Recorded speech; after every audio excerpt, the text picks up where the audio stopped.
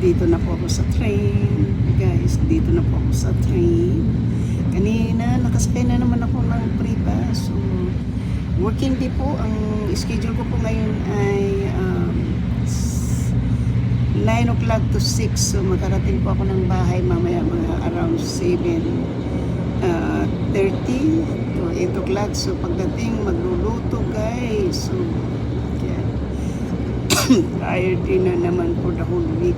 And thank you po sa suporta po sa akin kanina sa ating So, yan po. Maraming salamat po sa inyo.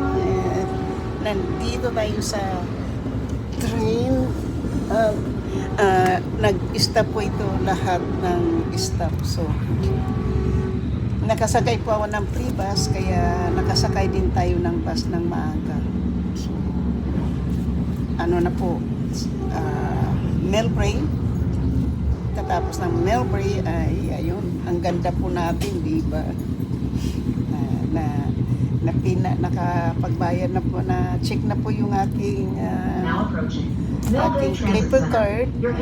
Okay na. So, sitting pretty na lang po tayo dito guys. So, tingnan po nyo, kapag nakamikap, medyo umayos-ayos din yung mukha, di ba? So, thank you so much sa inyong lahat po. At sa wala pong sawang sumusuporta ng aking channel, thank you. Hindi ko lang po alam ito kung bakit siya naging 1 hour and 46 minutes.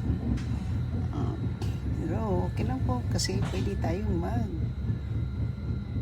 mag-upload ng nandito tayo sa bus. Nandito na tayo guys sa Melbury.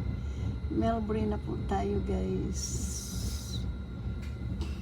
Ito na po, dito po ako dati nagtatambay para sumakay ng bus ng 292 papunta ng aking kinaroroonan sa shoulder kasi wala pong ibang masakyan na bus kundi yung 292 line.